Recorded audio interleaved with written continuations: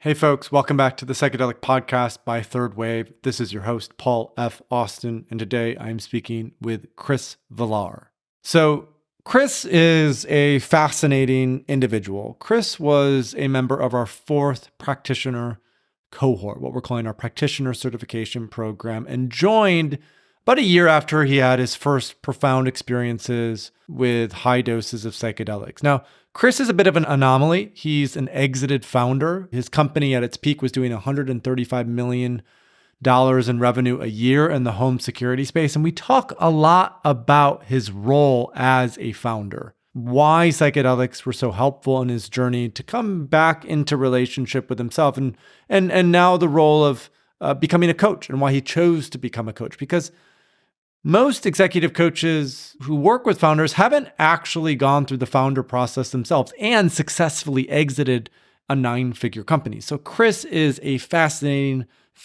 human. He's also incredibly well-spoken, has the tongue of a silver fox. And so I think you'll really enjoy the way that he articulates his process and his journey from when he left Goldman Sachs in 2007 to founding Frontpoint Security, an early disruptor for self-installed alarm systems. He grew Frontpoint Security to nearly 800 employees and then sold the company in 2020. And after selling the company, Chris founded Villar Coaching, a boutique coaching practice focused on helping founders and other high achievers scale their companies while cultivating skills in peak performance and fundamental well-being. So Chris has done extensive work to overcome a lifetime of stress, anxiety, and burnout, and to detach from the lifelong grip of achievement. And he lives in Washington, D.C. with his husband and their 10-year-old beagle and enjoys the outdoors, hiking, and traveling.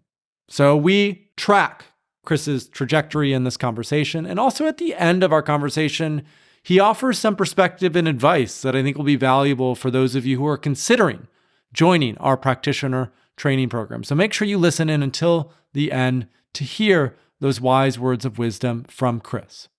All right, that's it for now. I hope you enjoy my conversation today with Chris Villar. So Chris, I'm happy that we're able to connect, and it's great to have you on the show. Likewise, Paul. It's great to be here, and I appreciate you reaching out. I'm looking forward to the chat today. So you're a founder. Founders are a rare breed. I don't know if you saw this essay that Paul Graham published in the last couple of weeks. It was entitled Founders Mode, which was talking about how the way that founders run companies is quite a bit different than how, classical management companies teach how to run companies. And, you worked at Goldman Sachs until you were 26. You then really started that entrepreneurial path. And I'd love to hear a little bit about the why behind that. Why is it that you felt so compelled to become an entrepreneur and a founder? And what were, let's say, the top 3 lessons you learned from your time as a founder? That's a great question. I think my founder and entrepreneurial interest really goes back as far as pretty early childhood, to be honest. I had a computer consulting business that I started when I was probably like 10 years old, which at the time was, early days of computers. And it was mostly helping friends of my parents figure out how to get a computer and use a computer in the early days of like DOS and probably pre-Windows and 286 IBM computers. But I really loved just the idea of creating things and helping people. And it continued on. When I was in high school, I went to a boarding school and we had a dorm grill in our dorm, and I ran that my senior year. In college, I went to Georgetown, and Georgetown has one of, at the time, what was about 11 student-run credit unions that entirely is run from tellers all the way up to the board of directors. Just in part kind of a terrifying concept, I suppose, but it actually really works well. And it was a lot of fun, and it was a chance to just really flex that entrepreneurial muscle. At the same time, in Georgetown, I was studying finance and accounting, and kind of quickly got on the track that a lot of people in the undergrad business program at Georgetown did, a lot of people at the credit union did, which was either go into consulting or you go into banking. And it kind of led me towards finance because I thought that's what honestly I was supposed to do, or what I should do, or what all the momentum from people around me were doing. And I did my first 5 years or so of my career at Goldman Sachs in New York, 2 of those in classic investment banking roles, the last 3 in a really interesting, more entrepreneurial investing group that invested Goldman's money in other companies. And lo and behold, 2005, we were asked to invest in an alarm company. Nobody in our group knew anything about the industry. So I was 25 at the time and got staffed on the deal and was asked to really figure out what this industry was all about and if we wanted to make the investment. Long story short, we really liked the industry, really liked the company, ended up doing the deal. And my group was really young and entrepreneurial at the time. My boss was maybe 29 years old. Like I said, I was 25, and basically said, if you think we can do more deals, go out and find them. So I partnered up with 1 or 2 other people in my group, and we formed basically this kind of mini group within our team that was focused on the home security industry, and spent a few years canvassing all sorts of different companies and opportunities, and invested. I think it ended up being around $500 million of capital, both debt and equity investments in a dozen or so companies. And along the way, I met a consultant that we'd hired to help us figure out the industry and navigate things. And he ended up becoming one of my business partners. And we'd always be back at the airport after a diligence trip, talking about what we liked, what we didn't like, if we had a clean sheet of paper, what we would do, what it would look like if we combined these different parts from different businesses. And so we finally decided that it was time to either go start it or stop talking about it. So 2 of us partnered up along with a third partner who was one of my best friends at Georgetown, also an ex-Goldman colleague, a few years younger than I. And we all kind of dove in and started a company called Frontpoint in early 2007. And at the time, Frontpoint was a really, I think, kind of disruptive model. The home security industry was very traditional, very old school. It's very techs and trucks.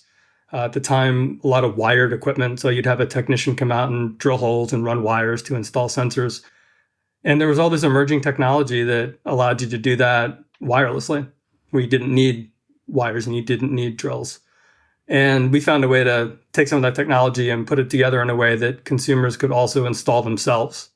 So you wouldn't need the technician to come out. And at the time, it was kind of a crazy model. We were doing everything with online sales and marketing, telesales out of one call center that we had in Virginia, and shipping things out to people to install themselves that not a lot of people in the industry were doing at the time.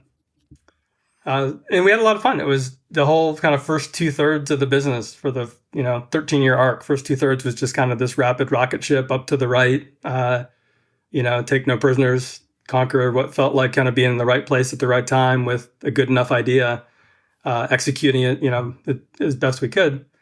And the back third was interesting. The back third, home security, got a lot more competitive with both some private equity money, funding some pretty well-capitalized competitors, and also, probably more concerningly, some big tech companies directly encroaching on the space. Towards the end, Amazon actually became a direct competitor through their acquisition of Ring. So it was an interesting arc, and we saw everything from kind of the start to the scale to the sale, with a whole bunch of kind of ups and downs and sideways in between. So it was a crazy journey. And what for you were like the 3 most meaningful things from it? Like 3 biggest impacts of that overall journey? That's a great question. I think, the first one would be that, and this is kind of an obvious statement, but people matter so much. We invested really heavily in culture early on. And I think it was just an intuitive thing to do. We wanted it to be a fun place to work. We wanted to wake up and love coming to work. We wanted the people who worked with us to wake up and love coming to work. And when you're like a 5-person company, that's relatively easy. At least we found it to be relatively easy. As you start to become a 20, 50, 100, 500-person company, that gets a bit harder. And so we invested really heavy in trying to make the culture strong and transparent and fun and aligned so that everybody really knew where we were trying to go, why we thought that was making a positive impact on the world, and how everybody individually really contributed to that ultimate mission in their day-to-day work. So that'd probably be the first. Second insight is that things rarely materialized as we thought they would. I kind of laugh now. We spent, nights and weekends stressing over spreadsheets and PowerPoint decks before we got started planning out everything we thought was going to happen. And of course, nothing actually unfolded that way. And so the idea of both being agile and being willing to pivot and realize that an idea might not be the best idea and lean into something else, while also maintaining enough focus on a consistent vision and a consistent strategy so that you can run those things out and really see how they play out, I think was an important skill to get. Like how to zigzag enough to stay agile and not go down the wrong path, but also not zigzag too much so that you end up always chasing something that seems shiny and not doing the work to really take a good idea that's just going to require a bit of investment and a bit of time to see out to fruition. And the third is one that to some extent I probably got right during the arc of the journey, and I look back and realize now maybe I didn't get as right as I thought I did, was both enjoying the journey and not becoming attached to it. I don't think I appreciated how much of my identity, my sense of self-worth, my overall just intrinsic value of who Chris is and what Chris is all about and why Chris matters. So much of that got completely intertwined with my identity as a CEO, my identity as a founder, the business itself. When the business did well, I would feel like I was doing well and I was worthy. When the business went sideways or had a blip, I would feel that personally. And I didn't realize that until kind of the after sale, when I went from this kind of very acute moment of, being Chris, this person who I thought was kind of important, running a decent sized company that was doing well, to just Chris, another guy with nothing to do.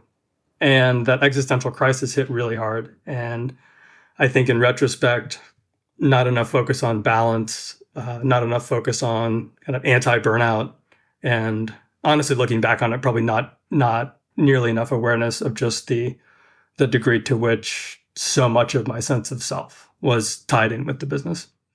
And to some extent, I think that's what, that there's positive drove to success. That. Yeah. I mean, some of that is what kind of creates the drive, right? You're so vested in it that you're always in and you're all in. At the same time, I think looking back on it now, I think there's a more conscious way to do that, where you can get some of the benefits of that drive without some of the negative aspects of it.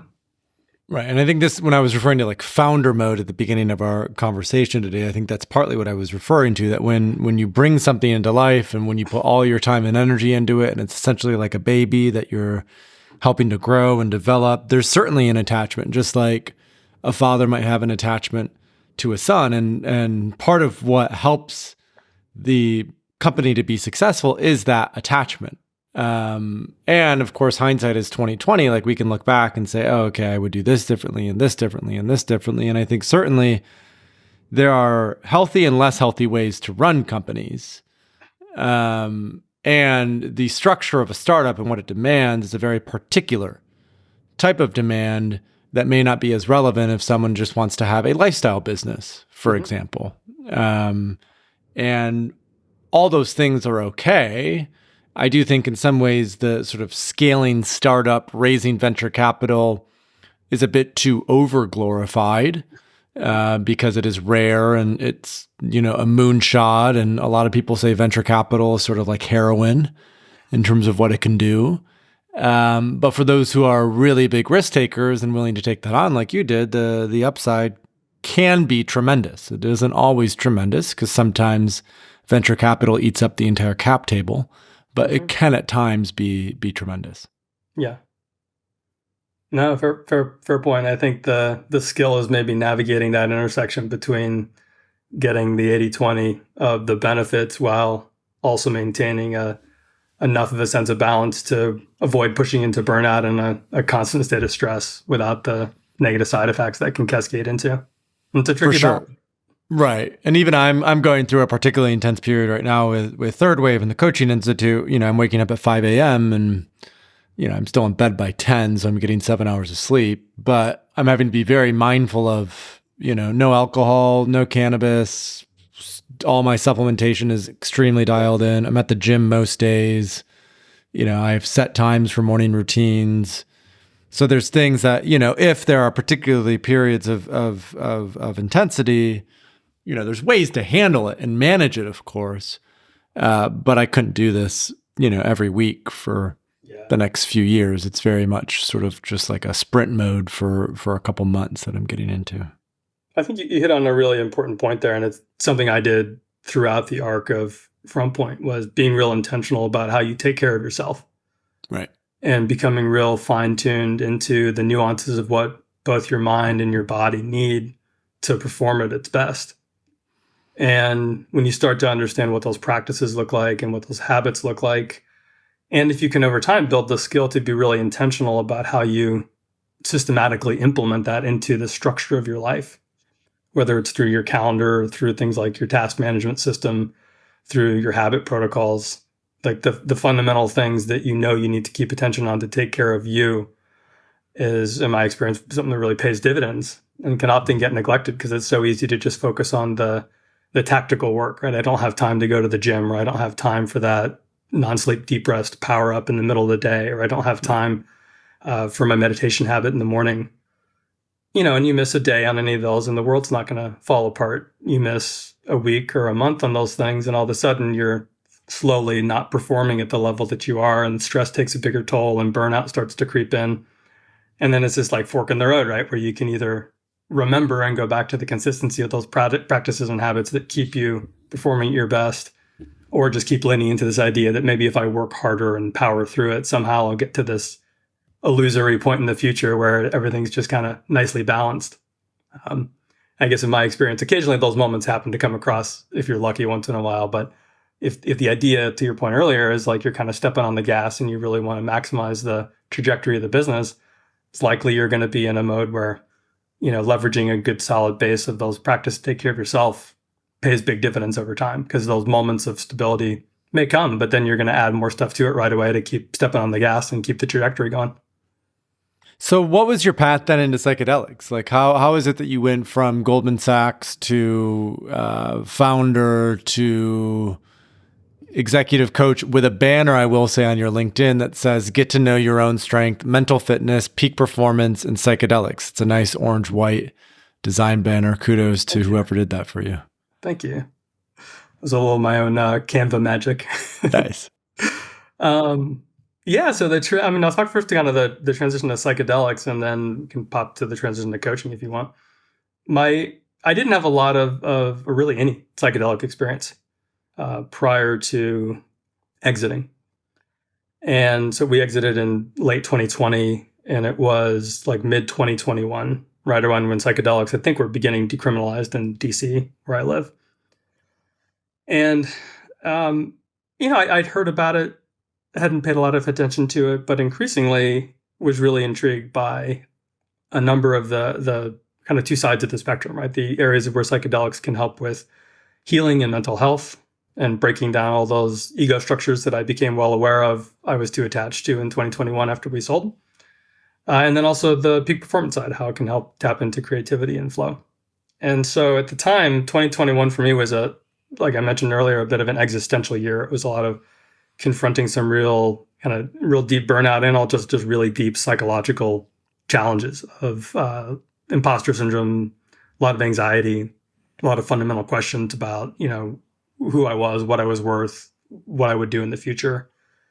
And I started out with just light. I thought it was microdosing. Probably turns out it was like mini dosing. But just found that it really helped to start softening my ability to, for me, be with my emotions in a new way. I'd already had a pretty long established meditation practice, but a big theme for me in 2021 was just really getting comfortable experiencing the full spectrum of hard emotions that, frankly, I just kept bottled up for most of my life and never allowed myself to experience. And so like some mini doses helped to start gain some distance and objectivity in looking at those emotions, the ability to see myself, see others, see situations in a less clouded, more clear way, and allow some of those emotions to come up and really just be with them and lean into them versus my old playbook of leaning out. And all that kind of teed up my first guided macro dose in late 2021, which is how I actually ended up in the third wave program. It was with a third wave guide from CCP1. And had a great experience and So over the last few years, I've really developed mostly with psilocybin, a pattern of sometimes microdosing, 1 or 2 macrodoses per year, and also plenty of seasons of just completely being substance free and allowing myself kind of the space to make sure I can integrate the insights and the lessons that come up in those experiences into just normal substance free life, which is an important part of the journey for me. Yeah, having those periods of nothing is important. I'm kind of back on a similar topic. Anything that exogenously produces dopamine, whether that's social media, screens, sex, or cannabis is a big one, or certain psychedelics, right? There are moments in time when it's good just to have a total reset and have nothing at all, because that means when we do microdose or work with a psychedelic or, connect with a loved one, that experience is much more enhanced. There's a way in which if we are always stimulating dopamine, we become sort of numb to the overall pleasure of it. So having these periods of nothing is critical. And I think also to speak to like the softening aspect, that there is a lot of armoring that we often come into psychedelic work with, and sometimes jumping right into a very high dose can be useful, but also these mini doses, right? Even the way that you started your own work with psychedelics before you went and sat with a guide, you chose to sort of utilize these lower doses to get a sense and a feel for it. And then that helped you to become more comfortable with doing a very high dose experience. Now, when you were doing these high doses of psychedelics initially, did you have sort of a mystical experience with them? Was it a very sort of profound and transformative experience? Were there a lot of visuals? Was it much more grounded and, just sort of insights and downloads? How did you find the subjective experience of that, those initial high dose experiences for you, especially as someone who's so grounded and type A and focused and, someone who likes to get shit done, all these sorts of things? Yeah. My initial flavor for macro dose experiences was very, I'd say very spiritual. It kind of crossed the spectrum of a lot of what you mentioned, but it definitely had a kind of a first time ever spiritual experience. It had a just instinctual sense of interconnectedness and oneness that was really hard to explain and make sense of at the time. But it was kind of a profound sense of knowing that I was part of something beyond just me. And then at the same time, it was just hugely cathartic. I mean, my first couple macrodose experiences were, I'm the kind of guy in like ceremony who's on the mat for 6 hours with eye shades, crying for probably like 4 of the 6 hours. And the whole like first like 2/3 of macrodose experience for me, even now, typically end up being like cathartic emotional processing.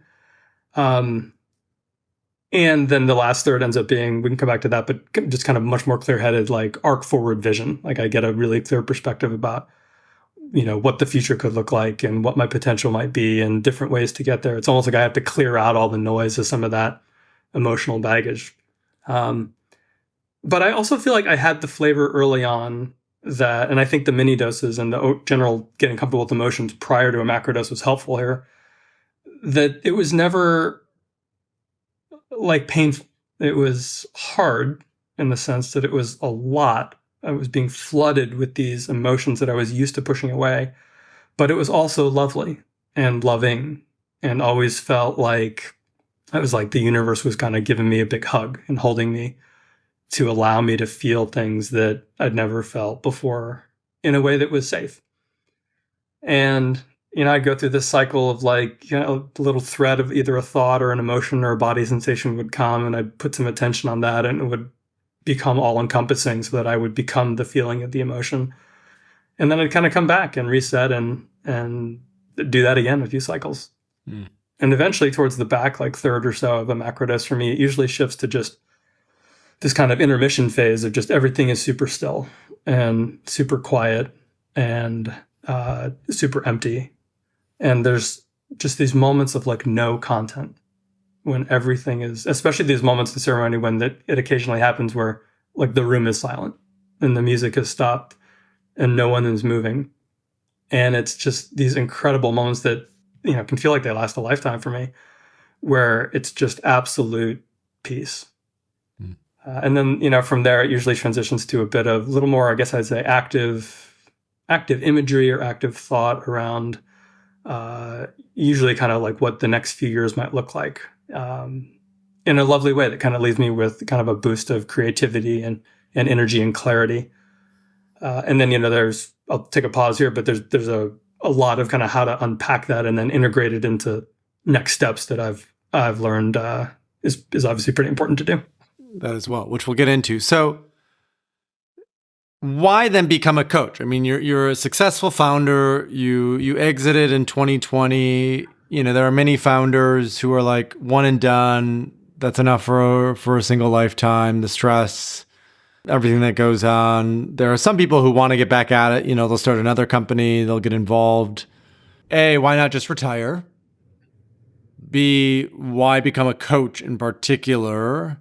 And C, then why choose to work with psychedelics specifically in your coaching practice? Yeah. Well, I think to the first question, while my relationship with work has certainly evolved and changed, as has my relationship with success and achievement, the idea of contributing through vocation is, I feel like, at the real core essence of my soul, who I am and what brings me a sense of joy. And so whether you call it retirement, whether you call it partially retired, whether you call it fully active, for me, it's kind of a blurry distinction. Like, a key part of life is contributing through vocation. I suspect that's probably something that I'll do, throughout my whole life. Coaching is I think goes back to, it's funny, I hadn't thought of this until you asked the question, but in some sense it's all the way back to like my computer consulting days when I was a kid. Like, I really loved helping people solve problems. And I also been kind of informally coaching people all the way since college. So the idea of doing it professionally really just struck me as a nice opportunity. And in the beginning, I honestly didn't really know if it was going to be an intermission until I found something else. Okay. But really short order thereafter, I figured out that it was something that brought me a lot of joy that I think I ended up being particularly good at. And it's this intersection of really helping people flourish and find their potential and grow their business and do it in a way where they can feel like they're thriving across both their professional and the personal aspect of their life. Most of my engagements these days end up straddling both sides of the spectrum. It's people who have some sort of challenge that they're running into, whether it's with leadership or management or a more tactical piece of starting, scaling, or selling a business, and also are in a space where they have a tough relationship with stress and or anxiety and or burnout. And more I find people are wanting the whole package. They want to be able to be a successful founder, and they want to be able to have a sense of balance that allows them to feel grounded and flourishing and really happy, so that they're not just deferring all that success. And for me, it's like those cases where they intersect are the perfect engagements, because it also speaks to a lot of things I feel like I neglected in my run-up as a founder that I would do different if I had the chance to go back. And it's a nice opportunity to help people find what's true for them in finding that balance. And hopefully with some I might have to experience also shared some insight into some skills and tactics and practices that can help on both sides. So contributing through vocation, I like that, right? Because work fills a meaningful amount of our time, right? It's definitely not small. We spend a lot of our time and energy working, and so much of then meaning comes from how is that work directed towards, I think, contribution, right? Real value in the truest sense possible. And I'm curious how you would even think about that. Like, when you consider vocation, when you consider contribution, sometimes folks, they talk about, oh, well, the more money, you make more money when you help more people, which I don't know if I necessarily buy, because some of the people who make the most money, they're not in the business of helping people. They're in the business of keeping people addicted or gambling or sick or whatever it is, right? So I do think there's a bit of a misnomer where the more people that buy your product or service, and the wealthier you become, the better you are. There's a lot of exceptions to that. And yet, Yeah, sure. I think that it's also true that if you're just creating, but it's not actually helping people to live a better life, then there may be some consideration about whether or not there's any real true value and meaning to that.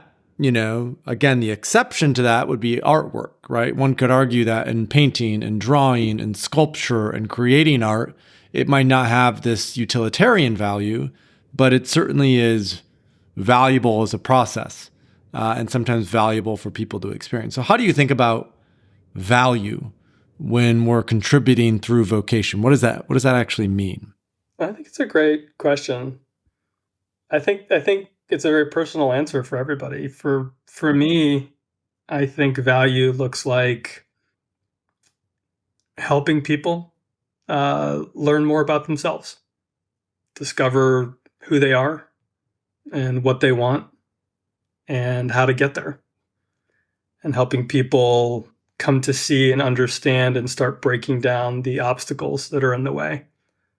And at a higher level or a more meta level, like, to me, that's all in service of helping people be more comfortable with themselves so that they can be more comfortable with others, be more accepting of themselves so they can be more accepting of others.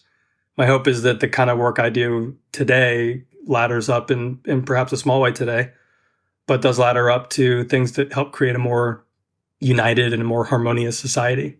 People who are a little more compassionate, a little more understanding, a little more curious, a little less judgmental, a little more likely to realize that sometimes the skill is holding competing beliefs in a way that somehow we can find that balance of maintaining our individuality while also having some harmony in the fact that freedom requires acceptance of other beliefs. And for me, the journey of helping someone really come to understand what's true for them, what really matters for them, not what are we supposed to do or what are we supposed to be, what's all the momentum of society telling us we should do, what's the whole momentum of our life up until now telling us that we should do. Like, if you just get a clean sheet of paper and you find a moment of peace and you ask yourself the question, who am I and what do I want? To some extent, I think you could spend a lifetime answering those questions. Right. And the journey of life is like living those answers out as you figure it out along the way. And how have psychedelics helped you to figure that out specifically? I think two ways. Like, the first way is, like, for me, the need to really process and release and heal from a lot of unfelt emotions, clearing out all the baggage. It literally has been this experience of feeling like the weight of the world that I somehow managed to, put on my shoulders over the years suddenly gets lifted, piece by piece as I do the work. And the more that happens, the more I actually find myself arriving most days now at a point where I've got peace throughout the day. I can maintain a quiet mind throughout the day. I have these moments of stillness, even when I'm busy and active, that allow me to really engage more presently and more fully in every moment. And then that flips to the side of creativity. Like, the more that is in place for me, the more there's a good solid grounding and foundation, the more creative ideas and visions for what the future might look like not only feel more possible and more clear, but I feel more kind of resourced and capable of taking big, consistent action to get into flow and to do the work to actually try to move those things forward. So it's a really nice balance of I think initially in my psychedelic work, I might have gotten like over-indexed on the healing side and finding ways to let some of that air out of the balloon to come back to a place where you can integrate a sense of grounded balance into day-to-day life so that you can then apply that towards constructive, positive movement towards the things that are important to you, actually getting stuff done towards your goals.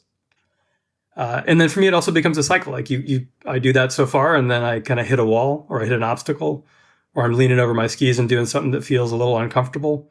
And sometimes that comes full circle. Now there's some more emotions to let out of the bag. But to me, that kind of dance between, releasing all these narratives and emotions and things that no longer serve us to maintain an increasingly stable sense of groundedness and peace and clarity and calm amidst the chaos of life so that we can then go take, bold, strong action to move towards the things we want is a lovely kind of alchemy of the skills. Feeling the feels, that's what I wrote down, right? These repressed emotions, repressed feelings that we just say, I'll deal with later. And I do this as well. I'm busy. I have a lot going on. I want to stay focused. I'll handle the emotions later. There is upside to doing that, but there's also trade-offs, and those can build up, and those can actually in and of themselves create sickness and disease. And we know from the clinical research in psychedelics that catharsis of those repressed emotions, stories, and narratives, that catharsis is responsible for a lot of the healing and transformative potential, that it allows us to really release it and let it go. We can almost clear the channel so more things can move through us. Now, the follow-up question that I have, Chris, and I know as you were in our 4th cohort for our practitioner training program. You completed this maybe about a year ago or so. Mm-hmm. And we were in Brave Earth together last June. And right before that, we read a book by a guy named Robert Fritz. And I'm assuming you read the book because my assumption is that you would enjoy it, but also you strike me as generally an overachiever. So I hope my hypothesis is correct. What did you think of that book? The book is called The Path of Least Resistance. It talks about the creative orientation. It touches on a lot of the aspects and elements that we've been talking about today. For example, Fritz talks about in The Path of Least Resistance how he doesn't really get retirement because we should always be creating. Creating is fundamental to who we are as human beings. So how did you find that book? Meaning, how was it for you? Were there any sort of insights that came through? Was it affirming to what you had already done and known? Did you find it to be pedantic and a little boring? I'm just I've never asked someone live on a podcast their take on it, and I feel like you'd have a really good take on the book.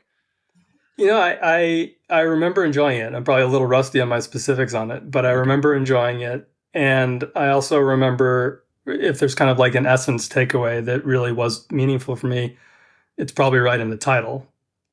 And like so much when I look back on things that I have struggled on or gotten blocked on, they end up being because I've been trying to run at something in a way that's a lot harder than it needs to be. Right. Or maybe a different way to say that would be, when I look back on the things that have all lined up and worked successfully, it's amazing how many of those stem from these small, little, easy moves that didn't seem like a big deal at the time.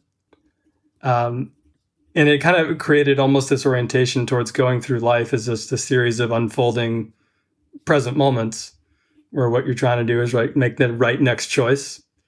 And if you find that you're running into something that feels like there's a big obstacle or more resistance than there should be, increasingly for me, that's become a cue that maybe there's an easier path. Maybe there's an easier choice or a way to get at something that I'm not seeing. And it's surprising when I look back, this could be true in my business career at Frontpoint too. Like some of the biggest things that helped us be successful were some of the seemingly easiest things at the time. And they're not always obvious. Yeah, and the book, The Path of Least Resistance, talks a lot about structure, right? So the crux of it is, don't be in this sort of responsive, reactive mode where you're having to utilize willpower to get hard on yourself, to stay disciplined, to do all these difficult things because that might be successful. But instead, ask really what you want. Get clear on what you want. Ask, where am I now? And then what steps need to be taken to get there, and realign the structure of your existence to support that path of least resistance. And that, especially, I mean, now we're just talking about this and things are coming up for me personally. I'm like, the moment that I'm presently in right now, I'm now reconsidering what exactly I'm doing, because it's probably a structural issue. I mean, I shared this with you before we went live, Chris, but our Instagram just got disabled. And there's a lot of challenges being in the psychedelic space, censorship being one of them. And I've just noticed I've been coming up against resistance and blocks and, these sorts of things. Even over the last year and a half, it's been professionally in the psychedelic space a very difficult time for reasons which I won't get into. And so it is bringing up this sense of, well, what's the new structure that wants to emerge from this, right? Like, what am I being asked to do? And when we're in the weeds, doing all the things in the weeds, it's hard to actually have that bit of time to step back and go, okay, well, what is happening here? And what chess pieces might need to be moved in a different way to open up some space in my life for what wants to move through? It makes me think, we were talking about habit structures earlier on. And most of that conversation was around habit structures that support kind of a personal sense of self and grounding and well-being. Like there's an equal side to that of a toolkit or a set of structures that help you stay oriented in terms of the actions you want to take, right? Long-term vision, how that cascades down into midterm goals, how that cascades down into annual or quarterly goals, how that might relate to how you organize your task management system, how that cascades into how you approach your calendar strategy. If you lead a team of people, how all that flows into the toolkits you use to keep the team aligned and performing at a high level. And that's a whole toolkit in itself. And I feel like having the two toolkits built out, one that helps you with your fundamental well-being, which on my website I talk about as mental fitness, and one that helps you with peak performance or flow, helps you kind of get into the zone and move forward. And then if you are a leader, one that helps you with the aspects of managing and leading either a team or an organization. And I think your point's well taken that, there's often a need to step back and zoom out and look at that big picture and make some course corrections. Okay, final question, which we've touched on a little bit already. A lot of coaches who are executive coaches, they don't necessarily have the experience of having been a successful exited founder. There are quite a few coaches that have, let's say, a clinical background. So we have a number as faculty in our training program, they're clinical psychologists or even MDs or whatever it might be, but they've gone into executive coaching. What I've noticed, there are folks who have been in big corporate, they've worked very high up for Fortune 100 companies and they transition into executive coaching for the corporate workspace.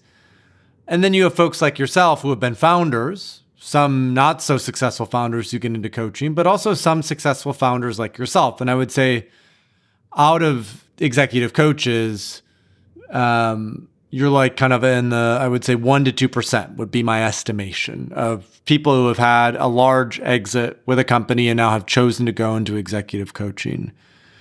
How has that success equipped you to support people who are maybe just starting their journey as founders? Or maybe a better question is, who are you best meant to serve in this role that you find yourself in, having exited a company, gone through what you've gone through, now working with psychedelics? Who are the ideal people who you really can help to achieve greatness and what it is that they want to accomplish in life? Well, I think your point's an interesting one, and I would agree that it seems rare to come across executive coaches who have been on the founder journey too. So for me, I think, that I've pointed a lot of my efforts at working with other founders. I will also work with entrepreneurial oriented senior executives. So if you've got an entrepreneurial mindset, then I'm a good fit. But I think in particular with founders, and I've worked with people at early stages who are thinking about starting a company or are in the very early innings, people who are in the middle of the messy stage of scaling things up and want to bring a little bit more order to the chaos, and people who are at the tail end of looking for an exit and confronting maybe some existential crises, for example, about what am I going to do after I exit. And what I love is that I've been on all aspects of that journey myself. And then when you marry that with kind of the lived experience on the personal side, being with the stress and the anxiety and the burnout, both while I was a founder, but perhaps more meaningfully, like afterwards, all the work that I've had to do to decouple from that identity and role as a founder and entrepreneur and now reintegrate that into my life, I think is a really interesting balance. And the way I typically approach coaching is probably like 2/3 kind of gold standard ICF, ask great questions, help people come to what's true for them, help people get clear and help people take action.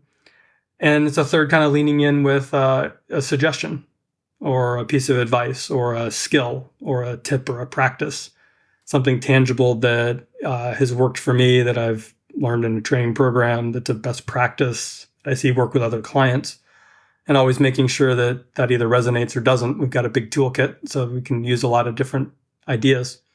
But that ability to have a real kind of lived experience for what people are going through and help try to accelerate the process of matching the right tool for where people are on that journey, I think has been a nice part of having that background. That's beautifully said. Okay, final question. A lot of people who listen to this podcast, they've heard us talk about the training program. Many have joined. Some have been on the fence.